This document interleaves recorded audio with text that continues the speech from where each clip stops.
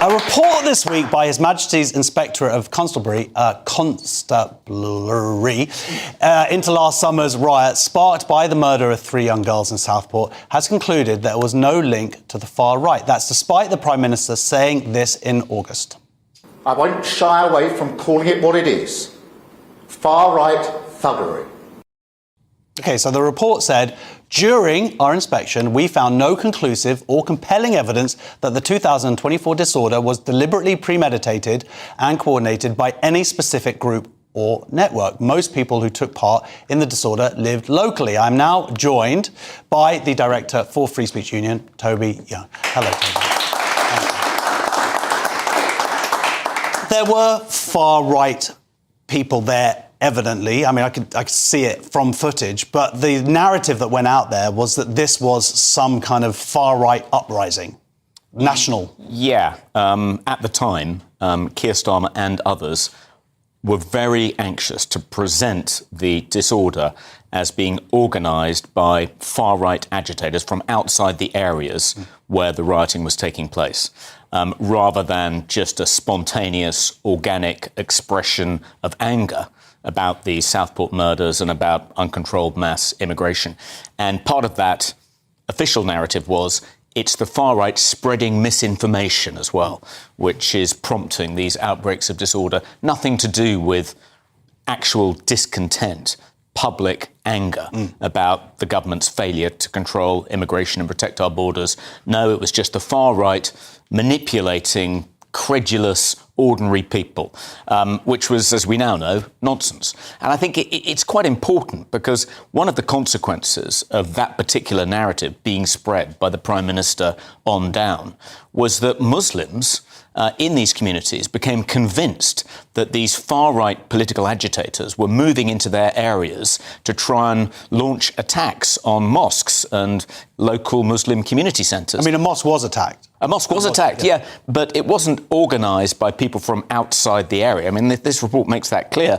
But these Muslim community groups, having been persuaded by the Prime Minister that these outside agitators were coming into their areas and organising attacks on mosques and community centres, they began to organise sort of counter mobs and actually participated in rioting themselves. Taking up arms. Taking up arms. People were attacked. I believe there was a man who had surgery afterwards, who was in a beer garden. So you could argue that Keir Starmer actually was guilty of spreading harmful misinformation, which the government has made an offence under the Online Safety Act. It's now it's called the something like the false communications offence, and the maximum penalty is 2 years. If you're found guilty of deliberately spreading misinformation, which you know to be false and which causes harm, then you can go to prison for 2 years. I think at the very least, 6 police officers should turn up at 10 Downing Street and haul Keir Starmer down to Scotland Yard for an 8-hour interview. Yeah. Do you think he's got a lot of Douglas Murray books? I don't think he doesn't have many Brexity books, no. So I mean, he might go it off. wasn't just Keir Starmer. There was a narrative online that spread the Hope Not Hate, the leader of that organisation. He put out a tweet, misinformation about someone, a Muslim woman, being a victim of an acid attack. And that was just not true. I'm not saying that he knew it was not true, but that was just not true. Also putting out this narrative that the far right were organising online. And so you had all these kind of supposed counter-protests going on where people were rocking up, and then there wasn't any far right there. The whole thing was misinformation. And actually you had incitement to violence even at some of those where people who were ostensibly there being anti-racist were actually invoking violence. Yes. I mean, I think it's a rule of thumb now that if someone in a position of authority, particularly someone on the progressive left, accuses the far right of spreading misinformation, actually it's a form of projection. And the people guilty of spreading misinformation, and in this case harmful misinformation, were the authorities. And I mean, the other thing is, I guess, is that that having this bogeyman in a way, as to be able to put all of the focus onto, as opposed to looking at some of the real issues and because there were people out there who were out there protesting, just genuinely protesting, not rioting, but out there in frustration from what they've seen, and with various issues, including migration, but also they're mourning this terrible tragedy. Yeah, I mean, it's part of the governing elite's strategy for dealing with dissent, however well-based that dissent is. They try and characterise it as misinformation, as disinformation, as far-right, as beyond the pale, outside the Overton window, anything rather than actually engage in a defence of the policies which people are actually unhappy about. I mean, why couldn't the government actually make a decent fist of defending mass immigration, multiculturalism, the housing of asylum seekers in these different northern towns? Why not actually come out and defend the policy instead of just trying to castigate anyone who challenges it as a kind of far-right agitator who deserves to be sent to prison? Do you think that narrative is working anymore? By just calling everybody far-right, it lessens the actual impact? No, we saw from Reform's success in the local elections last week that this attempt to demonise dissenters as far-right, to cast them as beyond the pale, that as a strategy for protecting the hegemony of the kind of liberal governing elite is counterproductive. It doesn't work. It just makes people angrier and angrier. Yeah, well, your organisation, Free Speech Union, is involved in a plethora of cases, some of them reaching national attention at the moment. I think probably the biggest one is connected to what we're talking about, is Lucy Connolly. Yeah, so Lucy Connolly is the wife of a Conservative councillor, the mother of one, had never been in trouble with the police before. On the day of the Southport murders, she was very upset. She had lost a child and so felt it very acutely when these 3 schoolgirls were murdered. And she put out a very intemperate, even nasty tweet. And she then went for a walk, had second thoughts, came home, deleted it. It was only up for a few hours, but long enough for her to be reported to the police. She was arrested and charged with intentionally stirring up racial hatred, and I think rather unwisely pled guilty. The Free Speech Union were in touch with her and we advised her to plead not guilty, but I think she'd been given the impression that if she pled not guilty, she'd get quite a light sentence. She'd be home in time for Christmas instead of kept on remand for months while she was awaiting trial. So she pled guilty and she got 31 months. Now, some of the people who led the Muslim mobs participating in the riots. There was one particular man who attacked a pub, led a kind of baseball bat wielding mob. There were terrified women and children in that pub. A man outside the pub was beaten up. He got 20 months.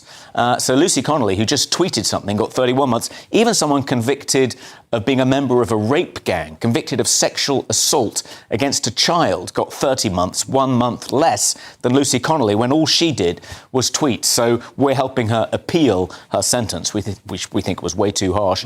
And the appeal's being heard at the Royal Courts of Justice next week on Thursday. We're going to be there, the Free Speech Union staff holding up placards saying, police our streets, not our tweets. So people can come down. People can come down and protest outside the RCJ. There's another case that's also going on. Well, first of all, we just saw something, it's been in the news today, about the retired police officer. That story is insane.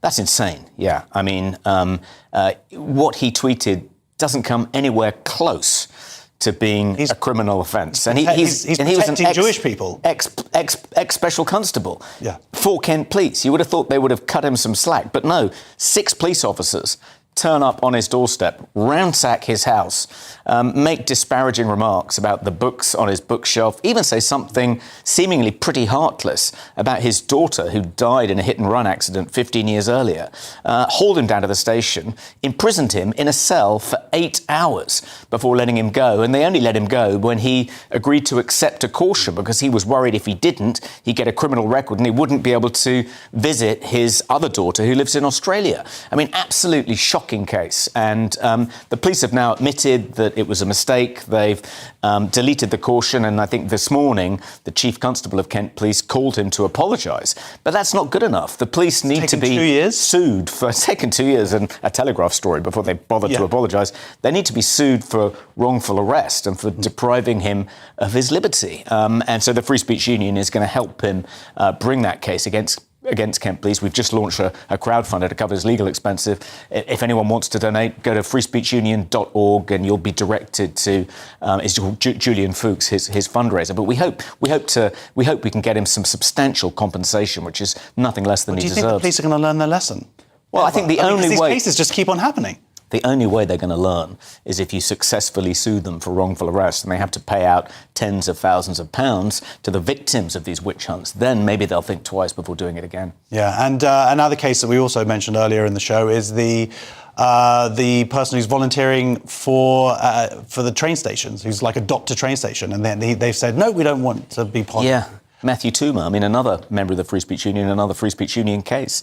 Absolutely extraordinary. A gay man who is volunteering at a railway station because he loves trains and wanted to make sure that Redditch Station was well kept up. And, he asked a perfectly innocent question about whether the Progress Pride livery that West Midlands trains had been kind of festooned with. I mean, they were all completely repainted. I mean, he was just like, is this just going to be for Pride Month, or is it going to be year-round now? And why do you feel you ought to kind of virtue signal in this way? Not everyone actually, even gay people, some of them have reservations about the Progress Pride flag because it seems to endorse the entire trans agenda, and lots of people, regard themselves as part of the LGB community, but not the T community as well. They consider the T element of it actually homophobic because it seeks to redefine being gay as same-gender attracted as opposed to same-sex attracted. So his asking that question wasn't homophobic. It wasn't because he's a bigot. It was a perfectly proper, legitimate question. But just for asking that question, he was told his services were no longer required.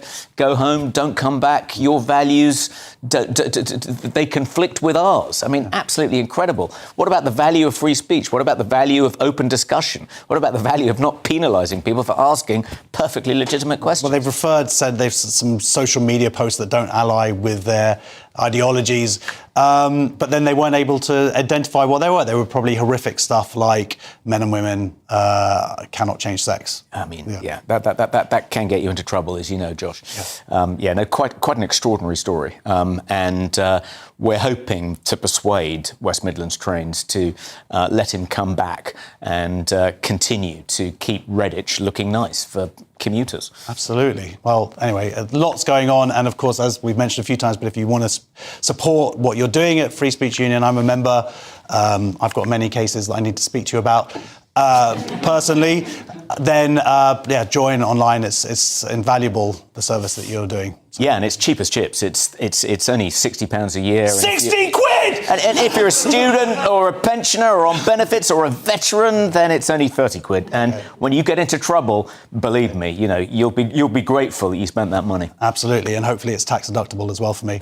So that is the director of the Free Speech Union, Toby Young. Thank you very much for coming in.